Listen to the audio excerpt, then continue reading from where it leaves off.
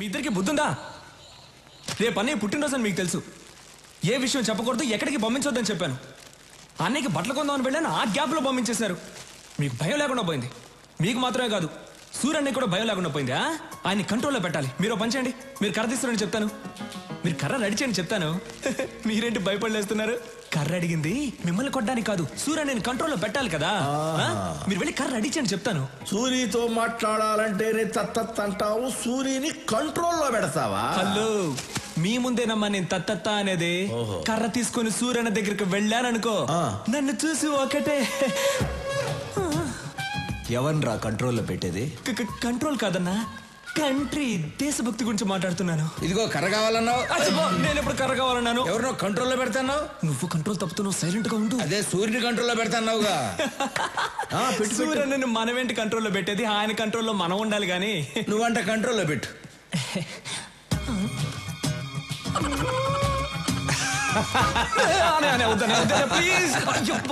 సూరి, ఆడి సంగతి తర్వాత చూద్దాం.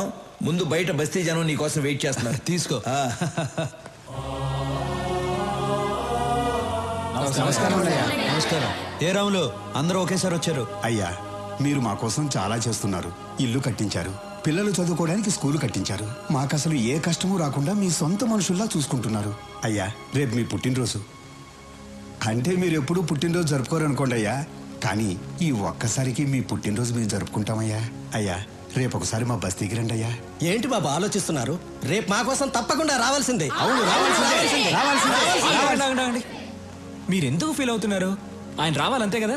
ఆయన వస్తారు, నేను తీసుకొస్తాను. ఏంటన్నా రారులే. సరే, మీ ఇష్టం.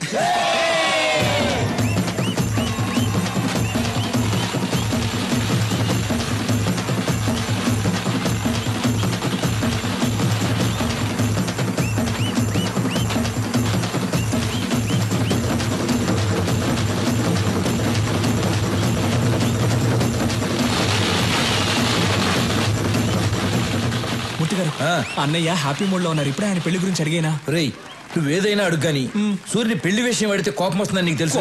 కోపం వస్తుందని వదిలేస్తే ఆయన పెళ్లి చేసుకుంటే కదా నాకు పెళ్లి అయితే నాకేం చేయబోతుంది? రేయ్, నీకు పుణ్యం ఉంటుంది కానీ ఇప్పటికి వదిలేరా. కావాలంటే రాత్రికి ఒంటరిగా వెళ్ళాడు. అమ్మే ఒంటరిగానా? ఓకే, నైట్ పెగ్గేసుకుని వెళ్ళి అడుగుతా. వెళ్ళు. Okay okay.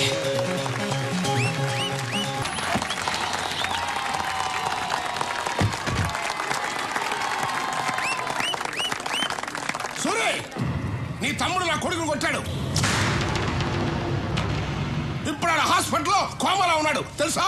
మూర్తి, కాలేజీలో అమ్మాయిలకి డ్రగ్స్ అలవాటు చేసి వాళ్ళని పాడు చేస్తున్నాడు. అవునయ్యా, యూత్ ఎంజాయ్ చేస్తారు, అంత మాత్రం కొట్టేస్తారా? అయినా నీకు నాకు బిజినెస్ లో 10 సంవత్సరాల నుంచి పార్ట్నర్షిప్ ఉంది, అది కూడా చూడ్డా. రాఘవా, అన్నయ్య కొట్టావా?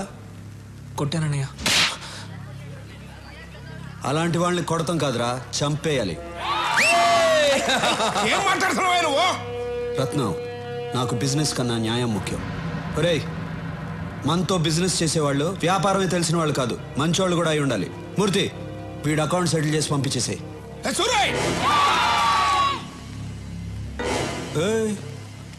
ఏంటి సౌండ్ ఎక్కువ అవుతుంది? సూర్యన్న చెయ్యి ఎత్తారు కాబట్టి బతికిపోయావు, లేదనుకో నీ కొడుకైనా కోమా స్టేజ్ లో ఉన్నాడు. నువ్వు స్ట్రైట్ గా ఏంటి బయలుదేరో చెప్పారుగా. ఏంటో లుక్ చూసించాలు, వెళ్ళు. ఈరోజు అన్నయ్య పెళ్లి గురించి అడిగేస్తా.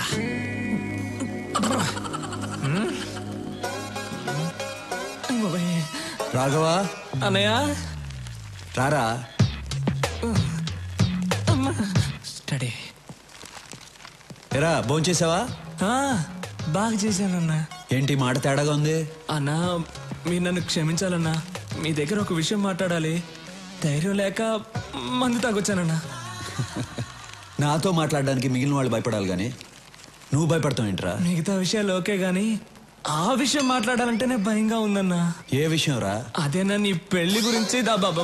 చూడకూడదు, నువ్వు అలా చూస్తావని నేను మందు కొట్టొచ్చాను. ఇవాళ ఎలాగైనా లేవకూడదు, కూర్చొని మాట్లాడుకోవాలి. డిస్టెన్స్ మెయింటైన్ చేయాలి. కూర్చోన్నా ప్లీజ్ అన్నా. నేను చెప్పేది కోపడకుండా వినాలి. నువ్వెందుకన్నా పెళ్లి చేసుకోవట్లేదు? నువ్వు పెళ్లి చేసుకుంటే కదా నాకు పెళ్లి అయ్యేది. ఏజ్ అయిపోతుందన్నా. చాలా కష్టంగా ఉంది. రోడ్డు మీద నడిచి వెళ్ళేప్పుడు ఆ అమ్మాయిలు చూడకూడదని స్ట్రైట్ గా వెళ్తా, కానీ నా తల మాత్రం అలా తిరుగుతుంది. వద్దురా అని ఇలా తిప్పితే కళ్ళు వెళ్ళిపోతాయి అన్న. అంతెందుకు, రోజు బెడ్ మీద పడుకుందాం అని వెళ్ళినప్పుడు బెడ్ కూడా తిడుతుందన్నా. ఏంట్రా రోజు వచ్చి ఒంటరిగా పడుకుంటున్నావు అని. అంతే కదా.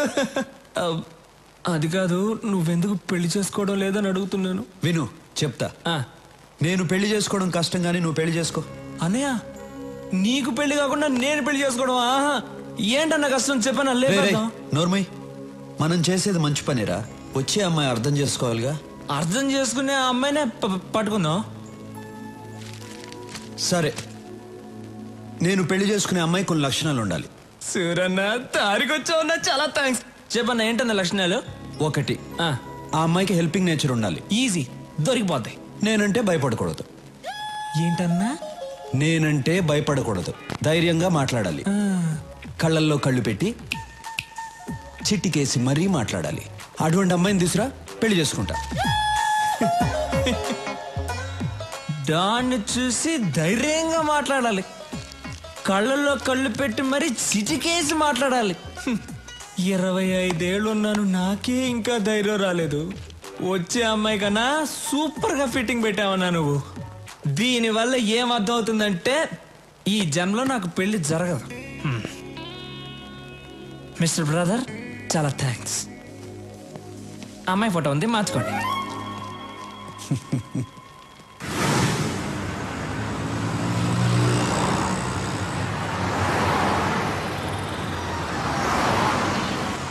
రాఘవా, మనం వెళ్ళే ఫంక్షన్ ఎన్నింటికి? ఇంకా అరగంట టైం ఉందన్న.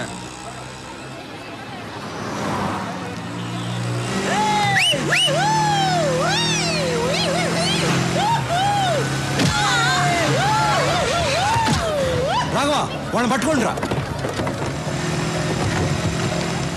సూరన్ రా.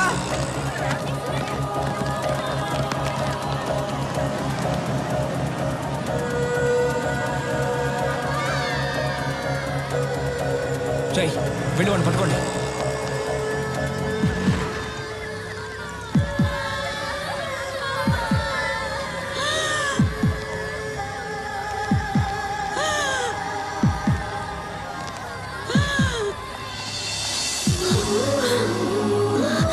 ఏం కాదు, నేను చూసుకుంటాను, మీరు వెళ్ళండి.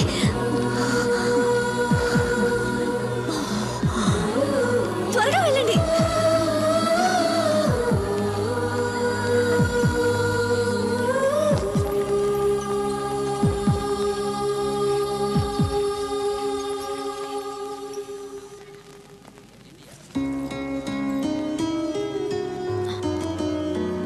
బామ్మకేం అవ్వదు, మీరేం టెన్షన్ పడకండి.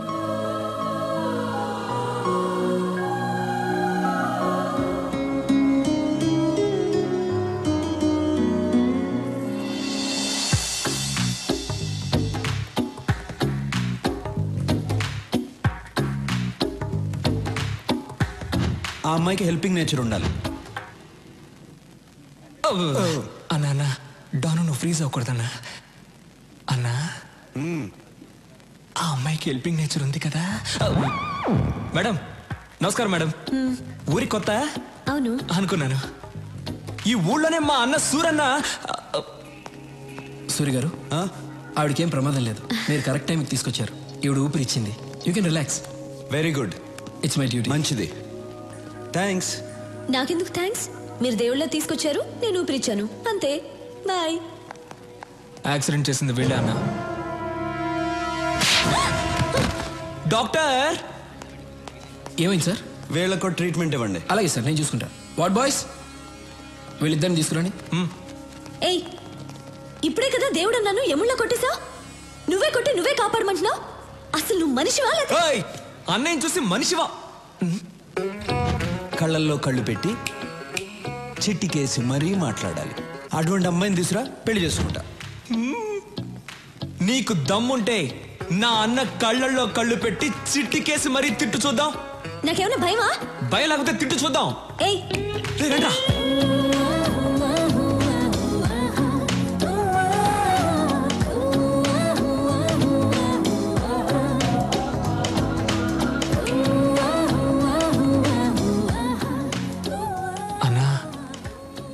అనుకున్నట్టే ఆ అమ్మాయికి హెల్పింగ్ నేచర్ ఉంది. కళ్ళల్లో కళ్ళు పెట్టి మరీ చిట్టికేస్తుంది. పిలిచి మాట్లాడేమంటావా?